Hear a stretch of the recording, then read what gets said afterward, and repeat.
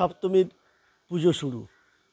নবপত্রিকা কলা বউ স্নান করিয়ে নদীর ঘাট থেকে নিয়ে এসে মণ্ডপে মণ্ডপে শুরু হয়েছে সপ্তমীর পুজো এবং 10টি জলাশয় থেকে জল ও 9টি দ্রব্য যেগুলো দিয়ে এই সপ্তমীর পুজো শুরু হয়। এই পুজো ইতিমধ্যে চলছে এবং সেখানে যারা এলাকার মানুষ বা অধিবাসীবৃন্দ তারা পুজো মণ্ডপে বসে এই পুজো দেখছেন।